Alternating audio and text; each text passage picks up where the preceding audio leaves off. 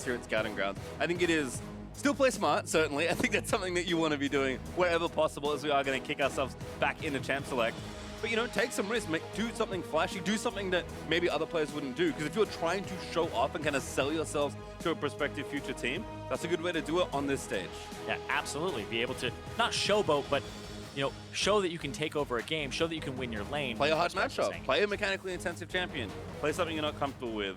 Ban Braum, which has actually been as far as metagames go, and again, it's been a very short amount of time. Braum has shown up a lot, apparently, just because of his early power, given how fast and furious a lot of the games have been. And there's Xayah as that last ban away from Jurassic, so pretty stable AD ban there.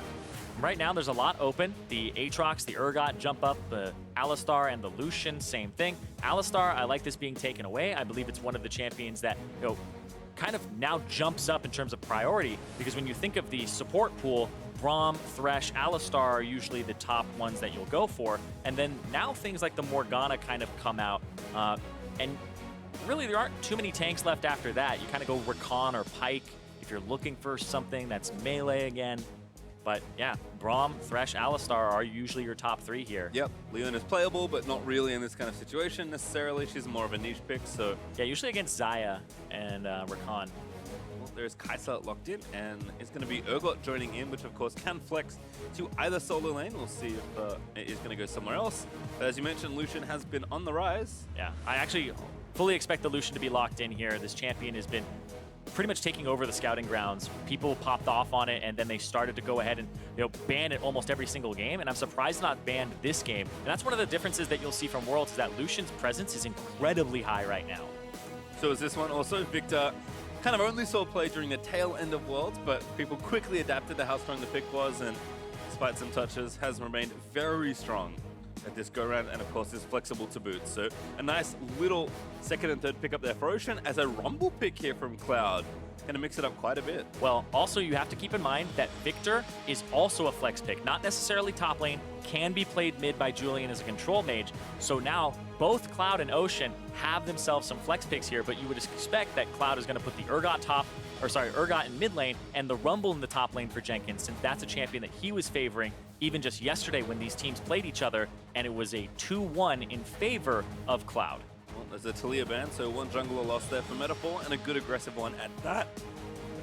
Also, Morgana going to get taken away, which is kind of what you expected, given the early support pick, and that there has been a pinch here as far as that role goes. Yeah, and I'm actually looking at junglers going, Graves is up, Xin Zhao is up. There's actually a lot here available for both these junglers. You may have to go after the cream of the crop here, and Ocean may just either ban away something like a Pyke here and just push the support champion pool even further, maybe Rakan. Or you just go and like kind of knock off either the Graves or Xin Zhao, or you just trade those one for one, which I think they will go ahead and ban a support here, because you can just trade the junglers and get a good top tier one yourself for Metaphor. Well, 5 seconds left. We'll see what Ocean does decide here. Certainly taking their time as the draft is winding down. Is Tahm Kench going to be banned away? So removing some safety there for this Kai'Sa. Interesting that they would go for that. I feel like the Rakan and as well as the Pyke are both fine to play. I think you go ahead and lock in your jungler here unless you're worried about a matchup in particular. I think you have to protect actually. I was going to say I think you have to protect your flex pick, but I guess they're just going to probably complete bottom lane as far as that goes. Yeah. There is Shen locked in. That's the most likely position left for him to play, but of course there is still some flexibility. Yeah, I don't know how much an Urgot support would help you out, but we'll see what ends up happening. Rumble here. jungle, baby. Yeah, there's been a lot of Rumble jungle back in the day, for sure. But there's been a lot of hovers here. You can see it, Metaphor saying, even though Xin Zhao is up, even though Graves is up, Camille is up, the Nocturne is what they are going for here.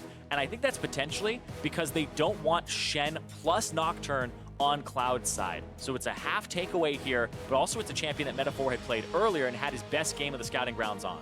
Certainly, again, maybe just looking for comfort here to kick things off. See what Ocean's last pick is here. They got 5 seconds left, and it is Dr. Mundo. So kind of a tank we haven't seen too much of recently, but it's certainly playable. But it does mean it's a Victor mid, and Julian will be on that control mage up against what's most likely that Urgot at the mid lane. So the Victor was played primarily top lane with Kleptomancy, and it was kind of a replacement for a Jace where you can shove lane, push people out level 1, level 2, and then you have wave clear fallback pattern. You can burst people even if you're behind because soon as he reaches a squishy, we've seen what Victors can do to pour little 80 carries as soon as they walk up, even if they're losing the game. Burst damage can come out, and you still have to worry about that here, though, from this mid lane. And will this be an Urgot top and a Rumble mid for 5 Fire? I would expect them to swap. You have until 20 seconds to actually lock in your picks completely. Everyone should be aware of that. But, of course, last pick was Camille here for Cloud, so with the jungle pool pretty much wide open with that Nocturne pick.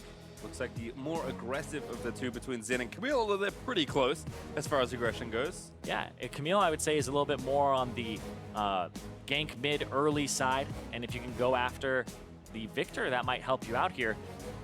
And combining the Shen alongside it, good delivery tool, but it will be a Rumble mid here with an Urgot top, so it's not a swap here from the side of Cloud. That's really interesting. I mean, I think in part, you pick Urgot, and as soon as you see Victor, you're like, yeah, I'm getting out of that matchup and the Urgot. So I guess they were just willing to play wherever the Victor wasn't with the Urgot.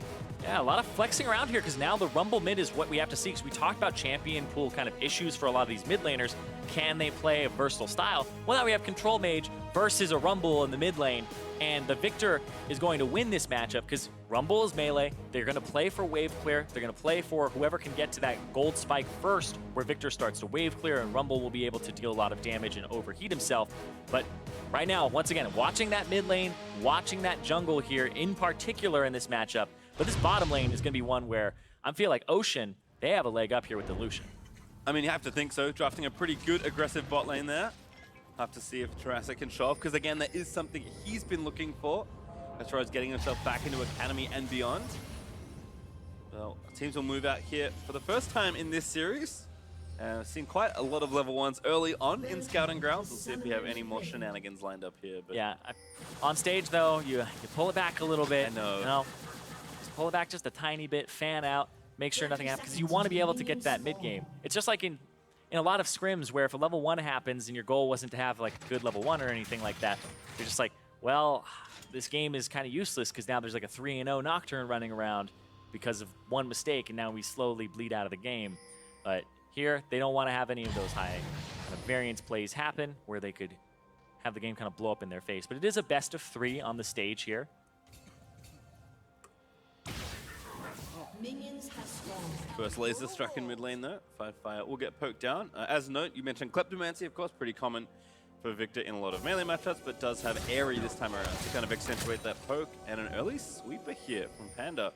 He's going to move that ward that they saw, so they're going to move around, try and find some people with a cleaver, but not going to get any additional info. Although, given the current positions, it's pretty easy to figure out that Camille's starting on red buff. Yeah, Camille's starting on the red buff, especially with the Mundo in the top side, just waiting in the brush.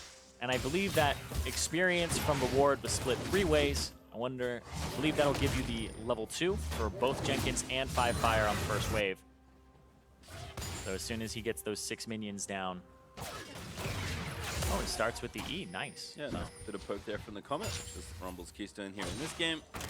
And then kind of a different top lane matchup, Mundo versus Urgot. Haven't seen this tanky of a top lane in quite a while, but get some action on the bot side. Winter with a taunt, does find Jurassic. Good Q there from Sophist Sage. Yeah, really good there from the bottom lane. We were talking about it earlier. The Lucian will have a lot of pressure up against this Kai'Sa, and especially the Shen versus the Alistar. And Obese Panda walking straight through mid, and there's the gank. Yeah. That's what you get for queuing him. It says scuttle the scuttle, by the way. So you go kill the scuttle, and then you walk across mid, just flaunt it, and then that was the gank. That's actually a pretty good trade. I mean, that's one of those ganks that's so obvious that you never think it works, and then somehow it works. Yeah, that's he did red into scuttle, into going for a potential gank if he was too far forward. Got spotted on a ward. He still went for it anyway. Then he goes for the other scuttle, and I believe that actually gets him 3. I don't think that normally gets you 3 unless you sweep, because it's so close in experience to you almost ding. I believe you have to get the sweeper to do that, to get 3 camps like that. Yep, makes sense why the sweeper was a good early start here. Now onto the blue buff as both junglers pretty much just clearing full throughout the rest of their camps, but of course that scuttle advantage will go over. Winter though, knocked up and poked down by Jurassic. Actually, I take back what I said. He walked across mid, leeched experience, the classic jungle move. That's right, to get yourself to level 3. It looks like he's helping you. He's actually just taking your XP. Yeah, I make a conscious effort not to do that, but it does actually help you a lot when you're going for the level 2. Just kind of dip in to see, can I get this kill? Can I get a gank off? So far, so good here. Rumble up in CS and pushing the wave in with the Flame Spitter as Metaphor does find a ward with the Scryer's Bloom. Level 4, double buffs. Time to go back and keep farming the jungle. Yeah, you want to talk about farming though in that mid lane. 5Fire up 10 CS already. It feels like it's been kind of slim pickings here for Julian, who got that tiny gank off on him where he had to back up and give up some of that CS. But that's because the Victor would shove the Rumble in. And then he, ooh, good dodge there to the side from Winter. Nice double pole here from Diamond, chasing down Suffer Sage. There's Ignite, they're gonna go all in, looking for that first blood. Ooh. But forward, the heal burns out. He's gonna keep him alive, but Suffer Sage likely forced back here. Yeah, good E there from Jurassic to just avoid the taunt and then the immediate counterattack. But that's more Summoners blown on the side of Ocean. So if everybody just resets, kind of walks away and comes back, then you can make a big play here on the bottom side on Jurassic and Diamond. Yeah, Diamond again going back in, trying to prevent Winter from freezing this lane. Unfortunately, isn't going to have too much luck, although that cannon getting tower aggro will help. As Kaiser is running back down the bot side to try and grab the farm. Jurassic, though, takes his back. Does have that Vamp Scepter now finished. Looks like Blade of the Ruined King first. Yeah. Or maybe not. Maybe just wants the early Vamp Scepter. Yeah, it's the usual build from the Blade of the Ruined King into the Black Cleaver, into going for something along the lines of a rapid fire cannon. But it's that 1-2 item power spike here for Lucian that he kind of goes for. Whereas Sophis Sage, it looks like it'll be the Storm Razor for him. Not expecting too much differentiation in Kaiser builds. Things kind of standardized out when she was played all the way through Worlds. And back in top side here. Farm nice and even, but right now Urgot does have the shove here into the top lane, but window farming is happy times for him. Yep. Fire with his early Sork Shoes, trying to get real aggressive here. Yeah, and I was talking about it where if you can give the Victor a bad back before he can actually get his E upgrade and have that Aftershock component to it, then you're in a great spot. And yeah, he wasn't able to afford the prototype Hex Core update. But look at this. Ooh. Oh wow, not even going to finish the ward because of the headbutt. Very creative there from Diamond. Does protect the vision there for a little while longer, and Winter takes some damage, but other than that, bot lane looks like it's pretty much even out despite some of that trading. We'll see if that down flash does get punished later on, as 5Fire already 6 here with the Ignite. Potentially looking for an all-in, especially if he can call the jungler over, but I imagine Julian will do his best to avoid that. Yeah, Julian about to hit 6 as well off this wave, but he does not have that extra damage for the wave clear because he was CSing so poorly and the wave was half frozen on him during the gank. And then underneath the turret, wasn't able to actually get those last hits, which means a lot because otherwise he would have been able to afford that upgrade because he got himself boots and the Dark Seal. And if he was able to be pretty much at the same amount as 5Fire, he would have been good to go. But here we go. 3 people mid, Obese Panda looking for Julian. Hookshot does land. Actually, the stun plans now the flash forward, but the Ozzy Rumble going to cut off the escape. Plays it running forward, but Julian, he actually gets the first blood. Obese Panda tanked too many turret shots, and now 5Fire, he's so low on health. He's running back down towards the bot lane, but he's got no friends at all in the neighborhood. Here's Diamond roaming up into the red side jungle as the next Harpoon misses. Metaphor. And Metaphor just going to swoop in and collect the freebie. Oh, good flash. There's the blast going to try and get his way out, but Metaphor, he pops the ult just to make absolutely sure. Oh, I don't think you have to use the flash there, but okay, it looked pretty good for a second there. Metaphor with the level 6, though, before Obese Panda, which is big, because if he didn't have that, he may have had to blow his own flash to catch him. We'll see this one more time here. Julian with the great turnaround. Because the Rumble ultimate is a bit off and he no longer retreats, you see it go down, he says, okay, I'm turning this around. Julian walks forward, he has the heal, and then almost gets 5Fire on top of it. If the Victor ultimate had pulsed another time, it would have been a kill. It would have been 2 there very quickly. Instead, 5Fire tries to roam around with the fancy feet. He does get the TP here from the top laner, but Metaphor is just like, hey, buddy. Bye, buddy. Ooh.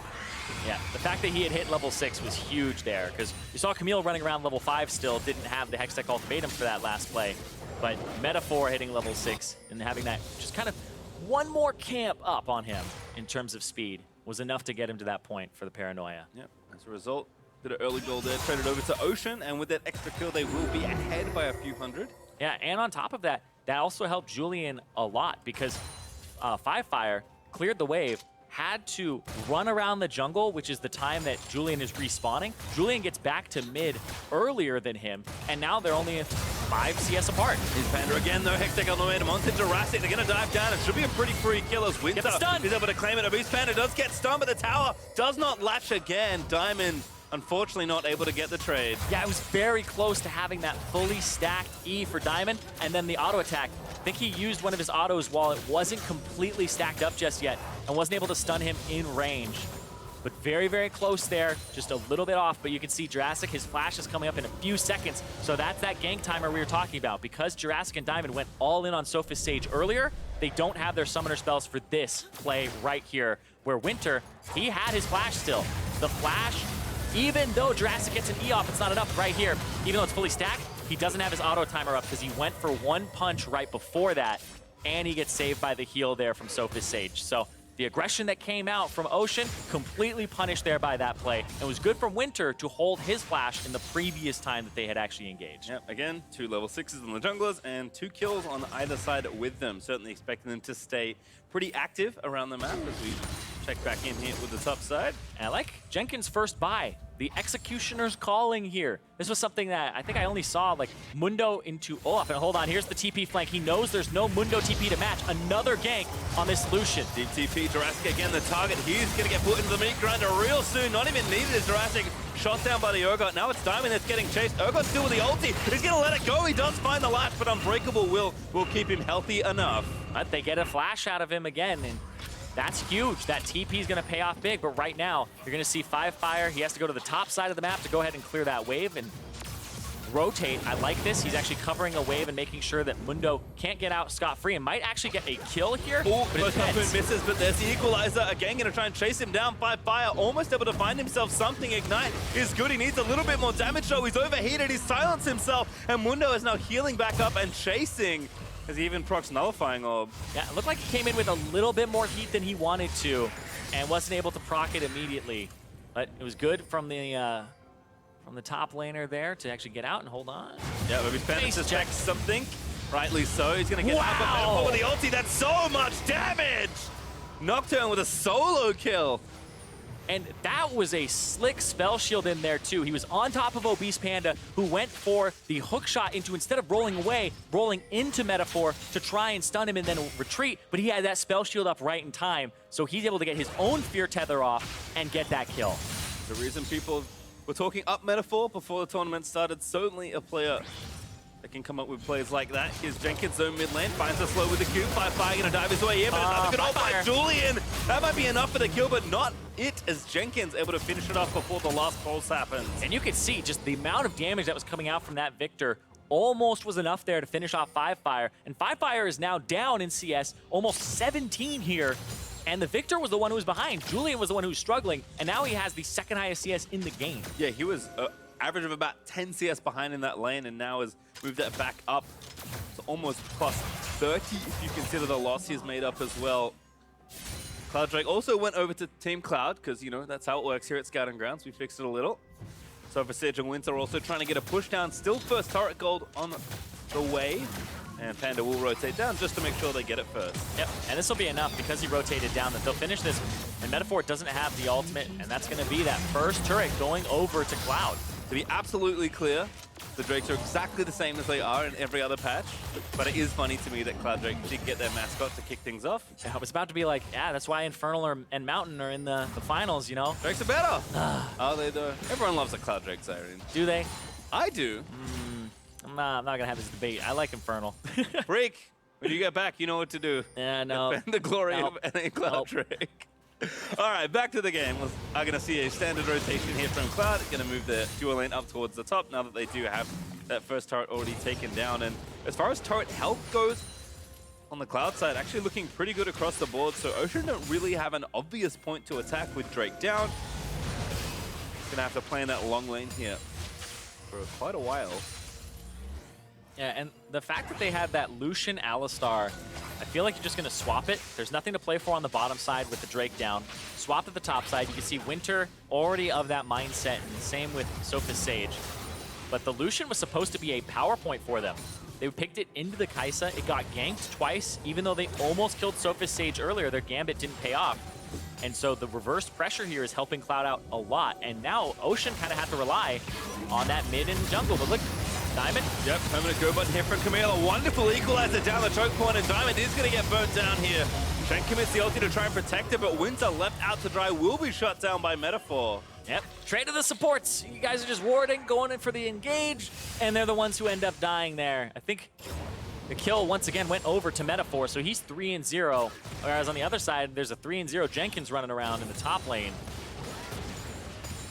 And then there's that 2-1 Shen. Winter kind of picking up some kills himself. But right here, Diamond sweeping, looking for those wards. Doesn't quite get the hook shot from Obese Panda, but that's a great equalizer that prevents Ocean from backing him up. And right here, we're talking about that 3-0 Jenkins. Got a 2-level lead. Looking for the ulti, but can't quite find the angle perhaps. Again, fire in the mid lane, getting aggressive, but Julian dancing around. Does have 2 upgrades now from that Hex core. Is 1 away from the final form of that item. Yep, and gotta watch out for the taunt flash from Winter that could be coming out here as soon as this flash comes up. And I just looked over and I was like, why does Urgot have clarity? He's just using that to, he'll pop that for the mana and just kind of cycle his Summoner Spellbook. That's one of the things about Summoner Spellbook people don't always consider is you get that lower cooldown the more you cycle them. So just go ahead, if you have the TP on cooldown, you can't bring Exhaust or Ignite, go ahead, swap out for the clarity, keep yourself in lane a little more. That's exactly what he did there. It's funny because I don't really see that Summoner spell even on ARAM. Yeah. Not that many people even take it there. I bring it on ARAM every now and then. Yeah. But then every time I bring it, 2 other people in my game decide to bring it too. It was like, we were all helping. What's better than one person giving everyone mana? 2 more people giving everyone else mana. It feels like it's overkill at that point. Might agree with you, but as you said, it's just cycling through there for the spellbook, so it is fun to see clarity. Yeah, getting some love. Take it on some champions that you don't take the Mark Dash on, right? Like, if I'm Mark Dashing on Lux, I'm doing something wrong. Let's take Ignite. Or I'm doing That's something like great. Trying to kill people. As Julian has completed the final Hex core. But Firefire investing heavily, as Rumbles often do, into that early magic penetration. Actually going Morello first here, which isn't that common anymore. Yeah, but kind of needed up against the Mundo. Having multiple sources of grievous wounds is big. And it's funny because you even see Jenkins going for the Executioner's Calling for the lane phase, but Sophis Sage, I don't think he'll end up with an Executioner's Calling in his build almost ever. There's only one person he would really hit, and that would be the Mundo if he gets a full upgrade. But right now, fighting over that Rift Herald. Metaphor has ulti. I wonder if he feels like going back in. Diamond is going to go in for it. A really good combo to start off the fight here. Damage is down. Victor ulti pulsing away as Firefire gets dove on and killed by the Mundo.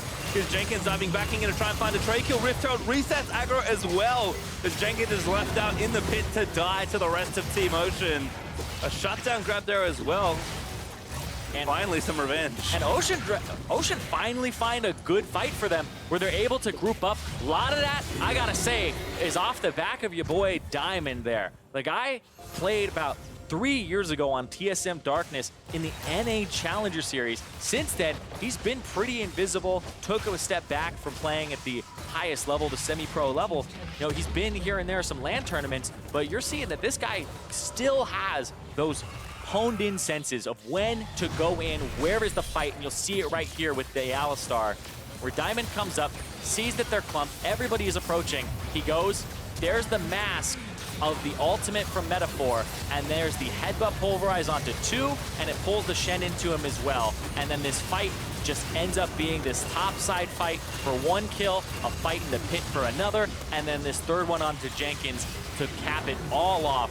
Gets Ocean exactly what they need in this game. And Ocean Drake, they've been struggling, man. They're 0-6 in their matches here at Scouting Grounds. They went 3 games against Cloud yesterday, but if they're able to take this, that's kind of, you cap off your Scouting Grounds with a win, with exactly what you want. We were saying it doesn't matter if you win or lose. I think for Ocean, morale-wise, you could be like, the week has been completely worth it. The 0-6 was just towards growth. It's like the whole lose is improved thing. The win for them, I think, actually definitely matters here because they haven't had one in this entire as much as players, competitive players, will tell you that it doesn't matter if you win or lose, they all want to win. Oh, yeah. It's like, I want to have fun. It's like, yeah, League of Legends is about fun. Winning is fun, right?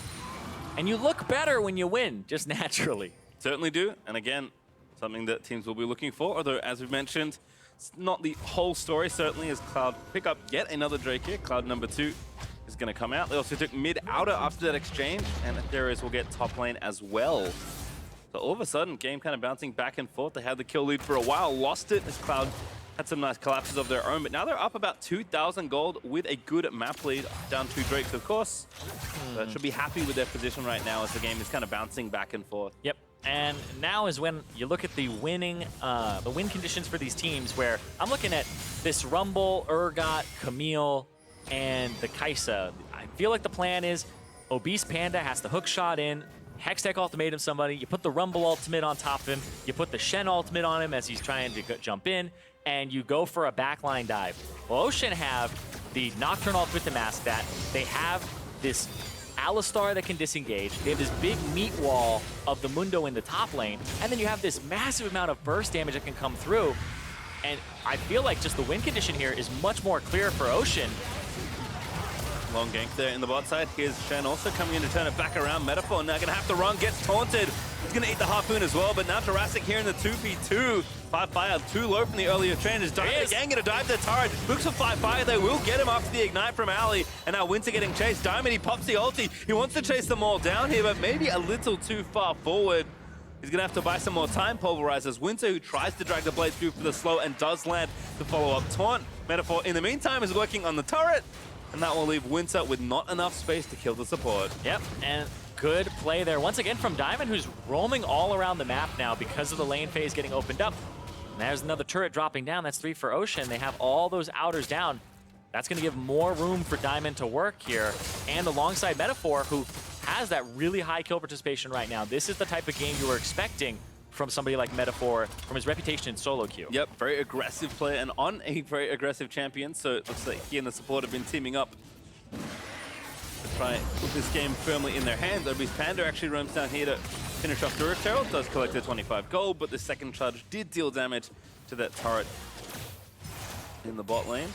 And again, Ocean now with the outer ring felled, continue to play up and aggressive. This is kind of the perfect situation for Nocturne Alistar, because when you can open up the map and just pick people off in side lanes, real easy to get advantages from there. Yeah, you just have to worry about the Shen and where the Shen is going to be.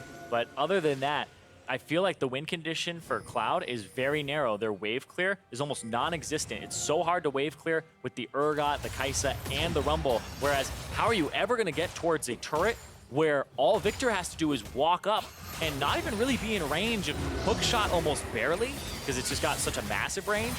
It just leaves very narrow opportunities for Cloud to retaliate. And you'll see right here. Yeah, again, another counter engage. 2-man pulve into the Nocturne ultimate. Seems to be the Ocean special. Winter getting low from the calling, but isn't going to fall just yet. Now Jenkins caught out of position for the rest of Cloud, trying to collapse as the fight splits up. But again, back and forth. Winter goes down. Julian with a big ult is able to pick up a ton of bursts as Diamond looks for Sopper Sage, who is forced to flash away. That's still Ocean, though. Just rolling over them. That's 2 kills. The Baron is on the board at 21.5 minutes, and they killed the jungler. Obese Panda is down, and they don't have the Shen ultimate to even get him back in here when he comes back up. This will be a strictly 3v5. It's a very small window, but no ulti here from Rumble. Not a whole lot for them to try and use. They peel off, they look for the kill. They're going to get down Jenkins. They are going to kill him. Now Fire eats the briefcase. Not done here. There, it's going to keep chasing, but Fire jukes the next one. Yeah, looks like a bit of slight miscommunication there where Mundo lands the briefcase. People don't want to follow up exactly. And so everybody's going for a recall. It's a recall timing here. And now Metaphor 4-0-5 on this Nocturne. You always have to worry about falling off a little bit, but he didn't go for a lethality build. It looks like he's going for a little bit more in the tank department here, a little more in the bruiser department. But Diamond, again, starting these fights off right. Another headbutt pulverized. Previously, it was the flash headbutt, or the headbutt flash to catch 2 people in the previous fight. He's been starting all of these off on the right foot in the mid game. And I think, from a lot of the games we've seen from Ocean earlier in the week, Metaphor has certainly been trying to make things happen for his team, but it was a struggle in the top side for quite a while. I think in this game, this is the example of when, he is enabled to kind of help the rest of his team. It's weird as a jungler to play with more supportive solo lanes, but I think both Julian and Atheras do fall more into that category. Julian's done a great job surviving a lot of early pressure on the Victor and then really supporting a lot of these fights. But it is Metaphor and Diamond that are getting everything done, and finally a game where they're able to shine. Yeah, has to feel good on the final day. It's an interesting thought as well where Metaphor is a player that he probably pairs better with a really aggressive laner. So if you pair him up with somebody who is able to kind of just be up in the opponent's face Like you're thinking of like your Hoonies or even like Fake God here in you know, who plays for Mountain, and you'll be seeing later. Somebody who's aggressive in lane, he might pair better with them because he has a lane to play off of. Whereas right here, you had kind of a Victor that was behind, and then you had a Mundo that's just going to be beaten up by this Urgot during the whole parts of the early game. So he doesn't really have anywhere he can play and has to find opportunities. It's definitely one of the harder situations to be in as a jungler. And look at this, going after the Victor, Julian. Fight. Looks like that Rumble might die, but I think Julian also with a stop is going to buy enough time. The shield keeps him alive for just a few seconds longer, but now a 2v3, never mind 3v3 as Mundo roams in there as well. Good taunt there in onto Jurassic, but he needs to live. Put into the meat grinder though by Jenkins, and that will turn the fight maybe back around Winter. He's still running in towards the top, but they have to body block and can't quite do it. Mundo just going where he pleases, going to dive in and under between two turrets. Jenkins will live. My goodness, Ocean really kind of brute forcing their way through Cloud. Yeah, and like we had said earlier, the way you're able to get on this team is hook shot in, Hextech ultimatum, hopefully have a Shen ultimate on top of it or something. They try to kill Julian because he's the one that you gotta kill here. He's so hard to reach, and if you can't kill him in the initial engagement, it's going to be so hard to turn these fights around. And then right here, the meat grinder, able to get the fear off, but then slows himself with the purge. And you guys run past, come back here. That's the one where you're like blocking somebody in, you know, Pop Warner football, and the guy just like pushes you to the side. What are you doing? Like, that happened to me like 5 times, man. Flashbacks. Well, unfortunately, not a lot that either Winter or you could have done in that case. Jurassic and Metaphor over the top into Cloud Drake number 3. Yep. This one will go over to Ocean this time, though. Having control of it. Ruining our storyline. Kind of cycling the Drakes, and then there's Infernal, because you can't have more than 3 of the same Drake in the game. And so Diamond, I feel like, okay, yeah, it's like as soon as he saw that ward come over the wall, I was like, nope, abandon that idea. Aetherius has to back on the bottom side of the map, 5-0 on this Mundo. He's able to survive that lane phase, and now Ocean, even though it's a 3K gold advantage for them, they're down 1 Drake. It still feels like the control of the game because of their wave clear and some of the levels that they have right now, where it's a 2-level difference in mid with Julian being up. It's just a much easier game for them to execute on. I feel like when we talked about this Julian versus 5Fire matchup in the mid lane, it is coming down to that in Champion, and there is Diamond again! Yeah, another 2-man pulse there into the Nocturne ulti, but hasn't quite pulled the trigger yet. 5Fire down though, finally to Metaphor. Is he going to chase in over? Winter tries to find the taunt. Off a stage, again gets caught by the next pulse combo into the gravity field. A double kill there for Metaphor. Make it 3 as he nabs a triple. That's going to be an easy Baron here for Ocean. That was a great start there by Diamond again. This guy just keeps making these fights happen and getting multi-man knockups on the exact people he needs to. But Obese Panda, can he steal this? This is the scouting grounds play. This is the play where it's like, can he make it in? Drastic's gonna see him, Lucian on him. Yeah, that's Obese Panda. Likely dead. He misses the hook shot. Absolutely dead now. And that will mean the hopes of a Baron steal are gone as Diamond was chasing Winter out from under the area. 5 Barons for each member of Ocean as they'll recall back and try and close this game. I'll be completely honest, as the jungler, you never expect the AD to be the one that comes after you, but we'll see. Right here, watch Diamond. He gets the knockup on the 2 squishiest people, 5Fire and Sophist Sage. So Sophist Sage is now in full retreat, and he has to avoid that Victor ultimate. And 5Fire just gets blown up from the follow-up CC. Diamond has the headbutt pulverize up again. Flash headbutt pulv onto 2, who then gets sucked into the gravity field. Just the synergy that he has with Julian in these fights is just making it so easy. And then, of course, all the kills are going over to Metaphor here. He's getting spoon-fed 7-1 and 6 on this. He did his due diligence in the early parts of the game. Now he's picking up these kills and staying ahead of the curve. And again, I think Julian complementing a lot of these plays really well. Again, he's very much a consummate control mage player, right? But he's being set up well by his support, by his jungler. Everyone's kind of doing their job as another fight's going to start. Cloud going to try and go down swinging, but they may just fall straight to the ground. Obese Panda dead. Jurassic, another big pull off to the gravity field is going to mean a wipe and a game here over to Ocean. Sophisade is going to kite out what he can, but I think the Baron cannon finishes him off. More than enough time to run down towards the Nexus. If this won't be game, it's going to be close. Yeah, they're going to be able to push this down. They've got 25 seconds on pretty much anybody who could come up and stop them. This one is in the bags here, Pastry Time. Certainly looks like it. We'll see if some sort of miracle will expound, but Mundo running forward in the ulti in celebration, but also to tank up the turrets just a few moments earlier. Ocean got those early kills. Thought they might be at the whim of Cloud's collapses and aggression, but they will take the first Nexus of the series. And a great display there from Julian to come back from the early parts of the game. There is a bit of that worry there from him being down in CS. And then also Diamond played those fights, those skirmishes at the very beginning of the game well. He was not the one who went down. It was Jurassic who got focused. Diamond survived, and then he made almost all of the starts of the plays alongside Metaphor in that later part of the game. Yeah, I think early game, as it often does, belonging to junglers there, Obese Panda tried a lot of different ganks. A lot of his early engages did look good, but Metaphor with that first ulti that got a kill, it felt like everyone after that yielded something, if not a kill. Yeah, and it felt like he kind of played for composition there. The Camille coming in, and I think he went 0-7 in that game overall. Wasn't able to accomplish a whole lot, and they were playing for having something with the Shen to start these fights off because it looked like a very narrow win condition once they had the Urgot and the Rumble. So, you know, when you look at the play, they played the very early parts of the game before Killstar rolling in well. It was that Rift Herald snafu that let the game get away from them there. Certainly did. Well, for more on that victory, we are going to send it over to the analysts. Thank you very much, Pastry. Yeah, let's talk about this one. Ocean Drake picking up their 4th game win of the entire tournament. Yeah, 3-12 coming in, and now they've got themselves their 4th win. So this is looking at least a little bit better. They are showing up on the day. That's always important to be, doing well on stage. Team comps here. Victor going into the mid lane. Rumble mid is interesting as well. But I know one thing that I heard you guys talk about was with the Kai'Sa in the bottom lane, the scaling advantage looked really good for Cloud.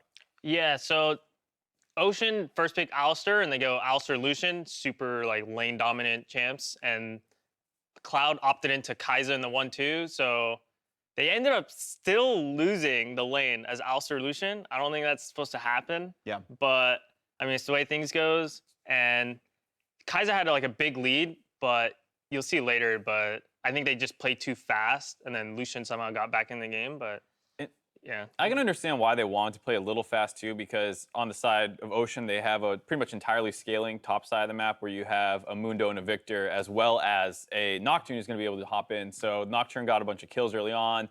Yeah. Maybe they're concerned that the Mundo becomes unkillable, and they wanted to take their early game lead and try and use it a little bit more. But to your point, you can't just like suddenly be like, all right, let's take fights and win, because we have Kai'Sa who got out of lane pretty well. Yeah, I think it was a fight out like Herald. It just kind of like completely change the momentum of the game. So is obviously it's high side to be like, oh, don't take that fight, but how they're feeling in game, they felt confident. But yeah, well, we do have a replay package to show, including the Herald fight as part of it here. So this is the first take in the mid lane that Julian turns around pretty nicely.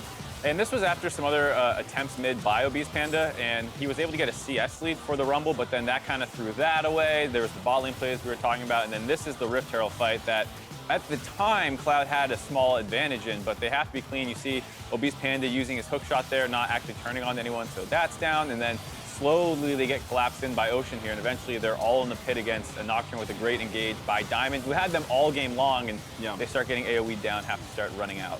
And yeah, super far away, so he's like hitting front line like from behind him as well. So this top laner who's doing pretty well and got an early pick did nothing. Yeah, like the Nocturnal, like Urgot and Rumble were on the other side of the river there, and then Nocturnal just completely shut the vision there, and they just got wiped.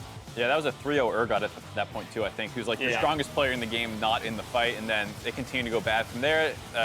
They tried to set up this brush gank, but didn't really get a good turn on to anyone important. The Mundo obviously was the one who took most of the damage, which is perfect for the Mundo, and then it's a long chase down against the Victor, Nocturne, Lucian. Like, obviously they're going to stay on top of you with the Mundo as well. Yeah. And then I wonder if we get the last team fight. Oh, we get it. This is the team fight we were talking about. If the game was going to end, we were taking bets on it. And for some reason, this is one of the things you're going to learn, Scouting Grounds players. Don't team fight randomly in the middle of the map over no objectives versus a Baron buff team if you're trying to hold on to the game. While down 7K. Yeah. While down 7K, yeah. I mean, that's one way to lose a game. We're saying like, oh, it's going to be like 35 minutes. Oh, wait, it's over in the next minute. Yeah. That happened. Yeah, I said it was going to take like it was going to take the second Baron. Like before the first Baron was going down, I was like, yeah, they had only cracked the outer turrets, right? Like Ocean starting to win, they'd crack the outer turrets. Okay, they're up like 4K or 3K, like that's fine. They'll do their Baron setup and they'll crack it and hit. And that's like what happens in the LCS. And they got the Baron set up, and then, Cloud hits to them in the middle of mid lane. Yeah. Like I said, they might lose if they fight at tier 2, because that's like the normal rookie mistake is you fight at tier 2, which you can't ever take.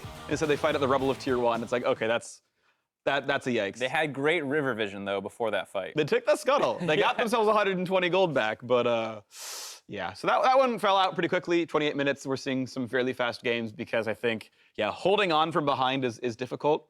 One of the very first things I heard someone at Scouting Ground say in person was just like, yeah, just open. Just like as a joke, like not about the game, but we're making some joke about something random. He's like, yeah, just open. Like that's just so much the vernacular of like playing Challenger solo queue. Like if you're behind, yeah, game's over. So playing from behind, not the biggest skill. No, I mean, it's actually something that's pretty hard to learn, I think, about like how to find your openings from then on. It's something every player struggles with. Even like once you turn pro, like a lot of teams get blown out as soon as things go wrong. Yeah. Part of that might be scrim culture, who knows, but it's something that, especially coming from solo queue, like you don't really know how to play as a coordinated 5-man team from behind. Yeah, I think it goes into a case like for Ocean or Cloud, like they had to lead that game. Like I think they were favored to win for, like they got out of lane versus Lucian Alistair, but probably in their heads like, oh, we need to keep making plays. They did that Herald where it wasn't like correctly like set up and they were like 50-50. And then like in game, it feels weird because sometimes you want to like keep making plays, but sometimes you just need to chill out, like let your Kaiser get items. So it's like the mindset of these players like in game. Sure, yeah, and it's always interesting as well seeing skill sets transition because in solo queue you're playing by yourself, whatever. Like everyone's just being monkeys, and you get your farm, and you try to get your kills. You play something like this, and you've actually got to make calls, like to say, hey, I want to dive this guy. Like there was a fight in bottom lane where Diamond's Alistair like gets a flank kill, and they can like 2v1 as Alistair Lucian with Alistair ult up like against a support Shen, champ. yeah. Like that champion is going to die. But I don't know if like Diamond didn't call it or if his teammate didn't hear it, but just like Jurassic backs off, and it's like, but you could just do the thing. Yeah, it's NA solo queue with just comms. I mean, obviously there's 4 teams, like the coaches and stuff. It's unrealistic to be like, oh, like yeah, we're a great team after a week. Yeah. Because it's just solo queue with comms at the end of the day. But Yeah, and I think the other thing too is a lot of these guys probably haven't played on stage before, and even though it's not like you're playing for a prize pool or anything right now, it's still like just being on that stage is a totally different environment than you've probably played your whole entire life in. yeah, You can for probably sure. attest to that transition. I remember my first time on stage a couple months ago. I mean, I'm looking at these players play on stage. I want to be there, but you know, like being on stage is like some people are going to be really nervous. Some people aren't. Some people like rise to the occasion. But I mean, it's like that's what coaches are there for. It's like they want to see like how you like basically day to day how you are like in a team environment and stuff. Yeah, absolutely. So of course we'll have more from these players taking a quick break, but when we return, it's game 2 between Ocean and Cloud Drake. So don't go anywhere. You're watching the 2018 Scouting Group.